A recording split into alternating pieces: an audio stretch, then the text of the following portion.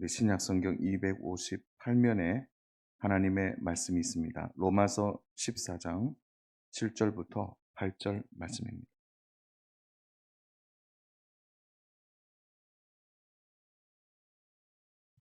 로마서 14장 7절 8절 말씀입니다. 우리 찾으셨으면은 한 목소리로 함께 합독하겠습니다. 우리 중에 누구든지 자기를 위하여 사는 자가 없고 자기를 위하여 죽는 자도 없도다. 우리가 살아도 주를 위하여 살고 죽어도 주를 위하여 죽나니 그러므로 사나 죽으나 우리가 주의 것이로다. 아멘. 오늘 우리 제목이 좀 길죠? 우리 제목 같이 한번 다시 읽어보겠습니다. 같이 읽습니다. 사나 죽으나 우리의 유일한 희망은 무엇인가? 네, 좀 딱딱한 어, 주제이기도 한데요. 임진왜란이 일어나기 75년 전에 1517년에 종교 개혁이 시작됩니다. 무명의 수도사였던 마틴 루터가 비텐베르크 성당 문 앞에다가 비텐베르크 이제 대학이라고도 하고 그 문 앞에 95개의 반박문을 적어 놓았습니다. 사실은 학생들을 위한 질문지였기도 했고 또한 그 일로 인해서 오늘날 우리가 잘 아는 가장 위대한 종교 개혁의 불씨가 여기에서부터 시작되었습니다. 그리고 이 종교 개혁을 통해서 성경으로 돌아가자, 하나님 말씀을 중심으로 다시 신앙을 회복하자라는 운동이 일어나게 됩니다. 자, 중요한 것은 종교 개혁이 시작되고 말씀으로 다시 돌아가는 이 상황에서 가장 중요한 것은 그러면 어떤 말씀부터 가르칠 것인가?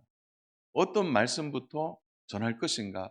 이 부분에 대하여 바로 중요하게 이 모든 것을 정리했던 것이 17세기에 나온 웨스트민스터 소유리 문답이고 또한 직접적으로 만든 것이 하이델베르크 문답서입니다. 그러니까 오늘 이 일문, 제일 먼저 하이델베르크의 이 문답서에 제일 먼저 나오는 질문이 오늘 우리 본문의 주제입니다. 사나 죽으나 우리의 유일한 희망은 누구인가? 이것이 제일 먼저 하는 질문이었고 그 질문에 제일 먼저 답을 하는 것에서부터 신앙의 입문과 함께 신앙생활의 가장 중요한 교리를 배우는 것으로 바로 17세기 성도들이 하나님의 말씀을 배우고 시작했습니다. 그래서 가장 바르고 또한 가장 올바르게 가르치고 전할 수 있도록 만든 것이 문답서입니다. 그것을 우리는 이제 교리서라고 말하기도 하는 것이죠. 그래서 교리가 중요한 이유는 왜 중요할까요? 그것은 우리의 신앙의 체계를 가장 확실하고 분명하게 만들어 주기 때문에 그렇습니다. 그렇게 보면 성경을 체계적으로 정리한 것이 교리입니다. 그러니까 교리를 우리는 너무 어렵게 생각하는데 이제 예를 들어 이런 겁니다. 어떻게 하면 구원을 받을 수 있나요? 이렇게 묻는다면 이렇게 대답하는 거죠. 예수님을 믿는 믿음으로 구원을 받습니다. 이렇게 답을 할 수 있는 것이 바로 구원에 대한 교리입니다. 제가 질문을 하면 한번 그대로 한번 답을 한번 해 보십시오. 구원을 어떻게 하면 받을 수 있나요? 여기에 성경 안에 있는 내용을 체계적으로 정리하여 간단하게 요약을 해서 말하는 겁니다. 한마디로 얘기하면 예수님을 믿을 때 구원을 받습니다. 이것이 바로 구원에 대한 교리이죠.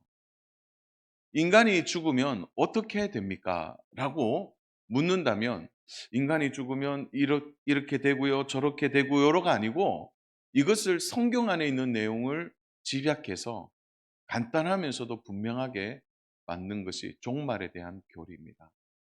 조금 길긴 한데 한번 제가 질문하면 그대로 답을 한번 해 보세요. 인간이 죽으면 어떻게 됩니까?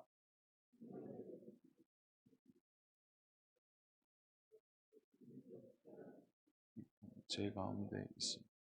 죽음 이후에 지옥에 간다. 좀 긴데 자, 이 말을 우리 한국 초대 교회사는 8자로 줄였어요. 어떻게 하세요? 네. 정말 우리 선조들은 정말 지혜가 남다릅니다. 8자로 줄이면 예수 천당 이걸로 줄이는 게 이게 교리예요. 바로 종말에 대한 교리입니다. 그러니까 교리라는 것이 사실은 성경 안에 있는 내용을 정리해서 우리말로 풀어낸 것인데 이제 교리는 어렵다, 교리는 힘들다, 교리는 생명이 없다, 교리를 잘못 이해하면 안 된다, 판단하는 신앙을 갖게 된다. 이렇게 부정적인 생각들이 우리 안에 어느 순간 들어와 있습니다. 그러나 저는 그렇게 생각하지 않습니다.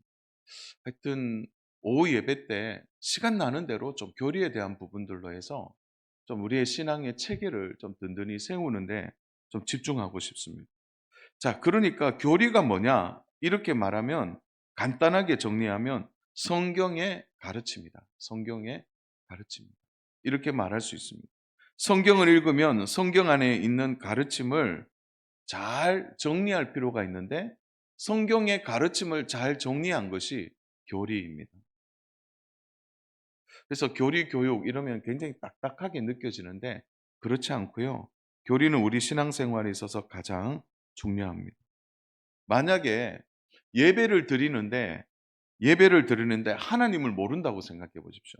그러면 그 예배가 되겠습니까? 하나님을 모르는데요. 우리가 구원에 대하여 배우는데 예수님을 모른다면 어떻게 우리의 구원을 확증할 수 있겠습니까?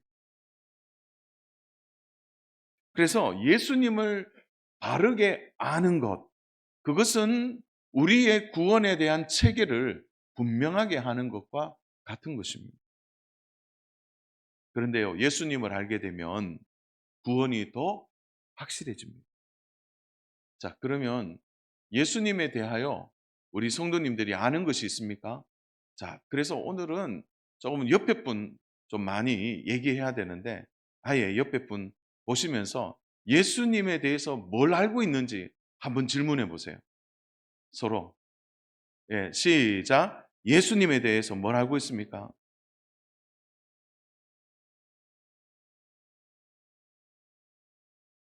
시간 좀 드릴게요. 예, 이렇게 말하니까 어떤 분은 뭐 알기는 알겠는데 자, 그러면 예수님에 대해서 제일 먼저 알아야 될 게 뭘까요? 네? 예수님은 누구십니까? 그걸 우리가 세자로 줄이면 예? 구원자인데 하나님의 아들이라면서요. 예, 그렇죠. 독생자죠. 독생자가 이 땅에 어떻게 오셨습니까? 인간의 몸을 입고 오셨죠. 그거를 세자로 줄이면 네, 성육신. 근데 이거 처음 듣는 것처럼 하시면 안 돼요. 그러니까 예수님이 누구시냐 이러면 독생자, 성육신. 그래서 성육신 하신 그분이 우리의 구원을 눈에 보이게 하셨죠? 그걸 세자로 줄이면 눈에 보이게 하셨습니다. 어디서요? 예. 이게 예수님에 대한 교리예요. 자, 세자로 연결해 보면 정답이 나옵니다. 첫 번째, 독생자. 두 번째, 성육신. 세 번째, 십자가. 이거 잊으시겠습니까? 그러니까 예수님에 대해서 자, 그러면 요 세 단어를 가지고 또 죄송하네요. 옆에 분한테 이 세자를 가지고 요 세 단어를 가지고 예수님을 한번 전해 보세요. 시작. 예수님은 예수님은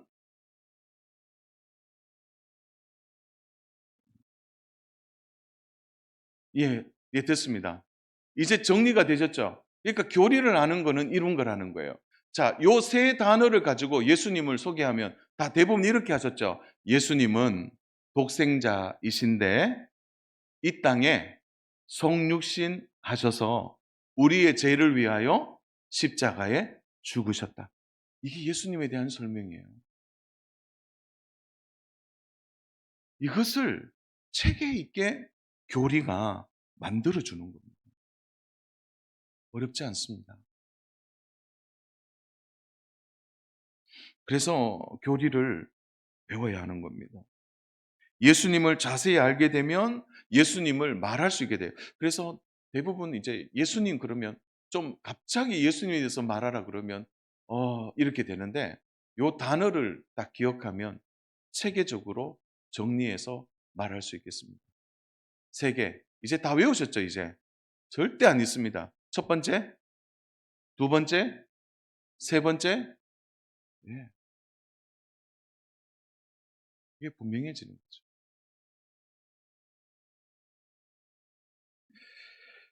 사랑하는 여러분, 그래서요, 예수님을 바르게 알게 되면 예배를요, 허투루 드릴 수 없습니다.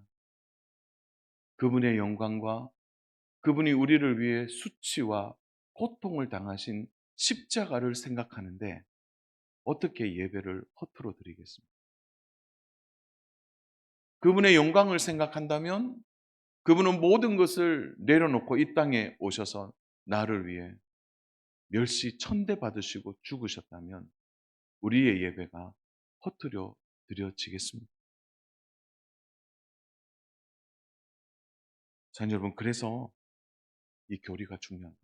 자, 그래서 어 이제 종교 개혁이 끝나고 많은 신학자들과 목회자들이 모여서 그러면 어떻게 하면 우리가 지금 성경을 전혀 모르고 깨닫지 못하는 이들에게 어떤 신앙의 체계를 바르게 전달할 것인가에 대한 고민과 그들의 이 준비와 연구 끝에 나온 것이 하이델베르크 문답서이고요.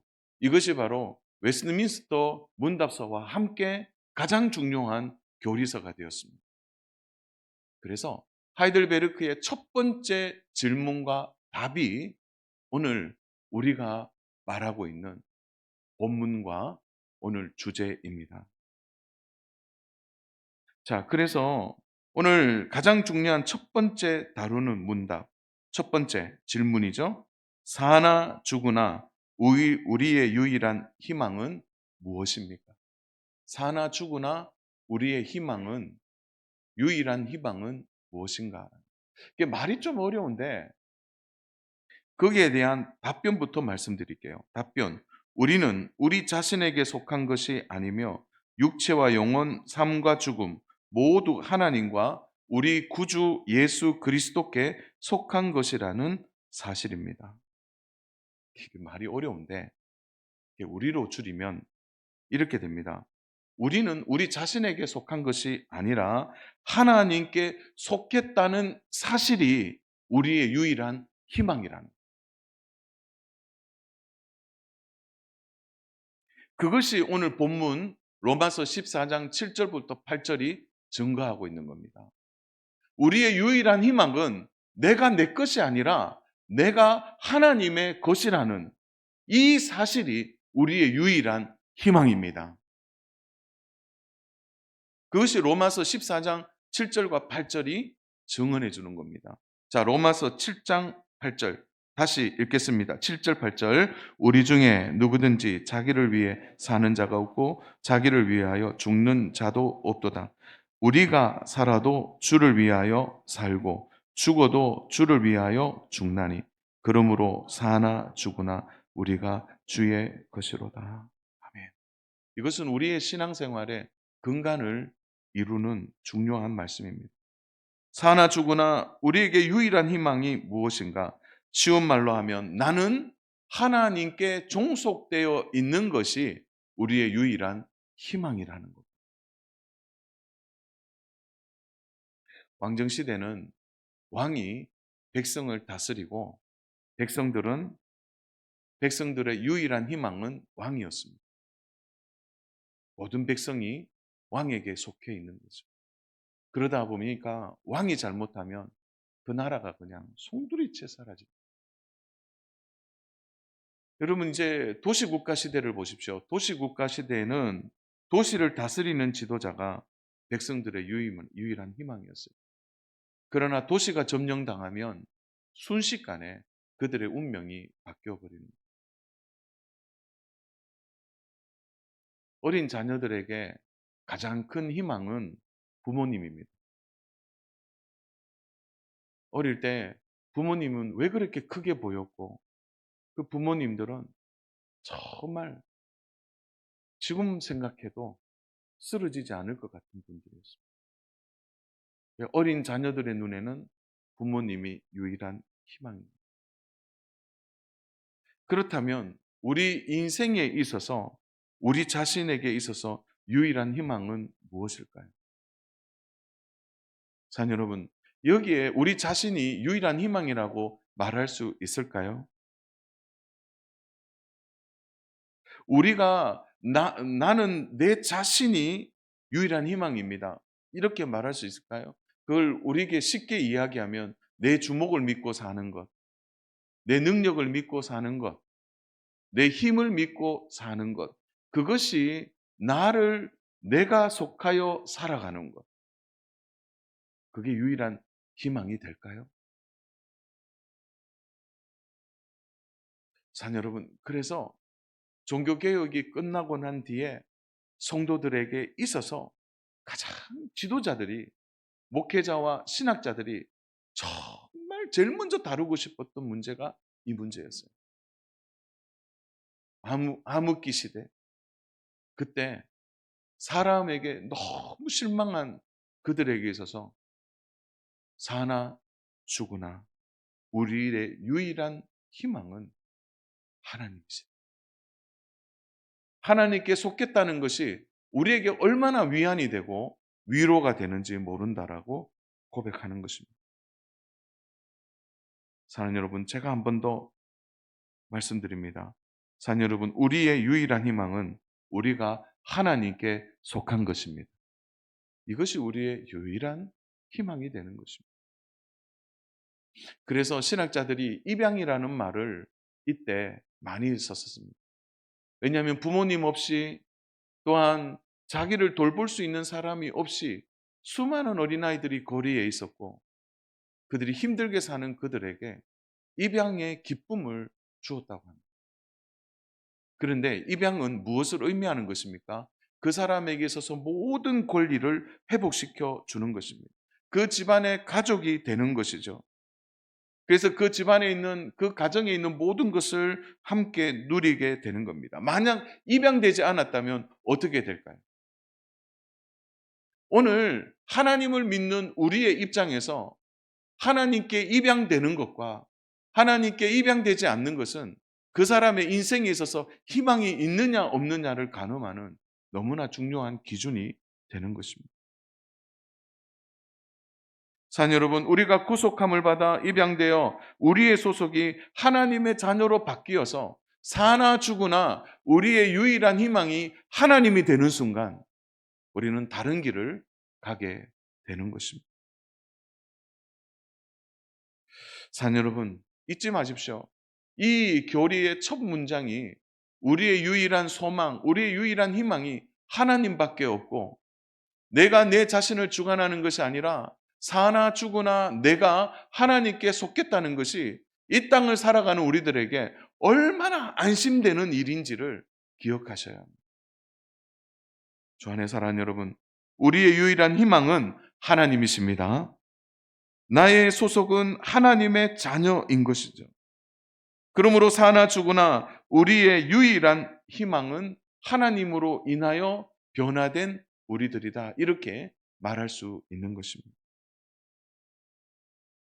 자, 여러분, 우리가 얼마나 불안한 존재인지를 깨달으셔야 합니다. 능력이 있다 하더라도 그 능력이 오래 가지 않고 그렇게 우리가 분명한 사람이라 할지라도 우리는 실수할 수 있는 사람입니다.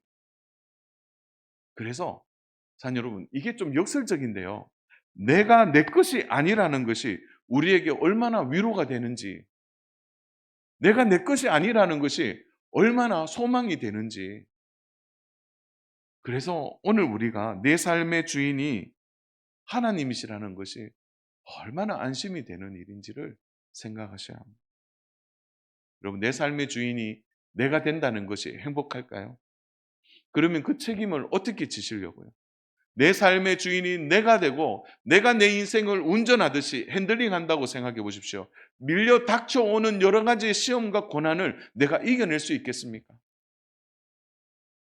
우리는 그렇게 할 만한 지혜가 없고 우리는 그렇게 할 만큼 강건한 존재가 아니라는 겁니다. 늘 악한 생각을 하고 죄 가운데 거하기 때문에 내 인생을 내가 끝까지 책임질 수 있느냐의 문제 앞에서 우리는 노라고 말할 수 있는 것입니다. 내 인생 내가 책임지는 거 아니에요. 그래서 얼마나 다행인지 모릅니다. 내가 내 자신을 책임지지 않는. 여러분, 그래서 진짜 위로와 소망이 뭐냐? 바로 사나 죽으나 우리가 주의 것이라는 사실입니다. 그분의 전능하심과 그분이 나에게 참된 위로와 소망이 된다는 것. 그래서 기독교의 전체에 있어서 가장 중요한 교리는 우리가 하나님의 소유라는 사실입니다. 그분이 우리를 입양하셨다는 겁니다. 그래서 우리에게는 하나님께 속한 것이 얼마나 큰 위로와 희망이 된다는 사실입니다. 혹시 또 이걸 잘못 이해해서 사나 죽으나 우리가 주의 것이다 이렇게 얘기하니까 내가 속박당했나? 그렇게 생각하는데 그렇지 않습니다. 사랑하는 여러분, 하나님 안에 있는 것은 진리를 알게 되고요. 진리를 알면 진리가 너희를 자유케 하리라. 진리 안에 거하는 성도는 자유하는 겁니다. 이것이 우리에게 얼마나 큰 소망이 되는지 모릅니다. 우리가 하나님께 속했다는 것이 얼마나 큰 은혜라는 사실을 잊어서는 안 됩니다. 새해를 시작하면서 사랑하는 여러분, 올 한 해의 유일한 희망이 내 자신이 아니라는 것. 유일한 희망이 내가 내 자신을 주관하는 것이 아니라는 것이 얼마나 우리에게 큰 위로와 소망이 되는지 모릅니다. 저 안에 사랑하는 여러분, 하나님이 우리를 하나님의 소유로 삼아 주셨다는 것은 머리털 하나도 땅에 떨어지지 아니하도록 나를 보호하시고 나를 인도해 주시고 나의 구원을 그분이 이루어 가신다는 사실입니다. 그러므로 사랑하는 여러분, 얼마나 우리가 정말 다행으로 살아가고 있는지 모르겠습니다. 그분이 우리를 위해 모든 것을 희생하셨기에 그분은 충분히 우리를 소유할 수 있는 분입니다. 그분이 나의 생명을 살리셨고 그분이 자신을 완전히 내어 주심으로 인하여 우리는 모든 것을 얻게 된 것입니다. 그 은혜를 안다면 사랑하는 여러분, 우리가 그분께 온전히 드릴 수 있지 않을까요? 제가 한 번 더 질문할 때 이제는 답을 하셔야 합니다. 사나 죽으나 우리의 유일한 희망은 누구십니까? 우리의 유일한 희망은 누구십니까? 바로 예수 그리스도 하나님이십니다. 그러므로 사랑하는 여러분, 자신을 신뢰하지 않고 내 자신이 나의 것이라고 말하지 않는 이 자기 부인이 얼마나 귀한 고백인지 아셔야 합니다. 그러므로 우리가 은혜를 받고 구원에 이르는 이 복된 은혜를 가지고 사랑하는 여러분, 유일한 희망 되시는 하나님께 매여서 올 한 해를 믿음으로 살아가는 은혜가 있기를 주님의 이름으로 축복합니다. 자, 우리 첫 번째 질문을 다시 한번 띄워주시겠어요? 사나 죽으나 우리의 유일한 희망은 무엇입니까? 네, 제가 좀 정리해 봤습니다. 오늘 전체. 우리 한번 읽어보겠습니다. 시작. 우리는 우리 자신에게 속한 것이 아니며 육체와 영혼, 삶과 죽음 모두 하나님과 우리 구주 예수 그리스도께 속한 것이라는 사실입니다. 두 번째, 이것이 우리에게 가장 큰 은혜입니다. 나의 유일한 희망은 하나님이십니다. 마지막 세 번째요. 이 사실을 붙들고 믿음 위에 서야 할 것입니다. 자, 줄이면 하나예요. 우리의 유일한 희망은 하나님이십니다. 그 하나님께 속하여 살아가는 귀한 한 해가 되기를 주님의 이름으로 축복합니다. 이것이 종교개혁의 첫 교리의 일문이었고, 그때 답했던 500년 전의 성도가 오늘 동일하게 우리가 고백하는 신앙의 고백입니다. 이 사실 믿고 주 안에 살아가는 여러분, 이번 한 주간도 우리의 유일한 소망 되시는 구주를 붙들고 믿음 위에 서서 끝까지 주님과 함께 살아가는 귀한 은혜가 저와 모든 성도님들에게 있기를 주님의 이름으로 축원합니다.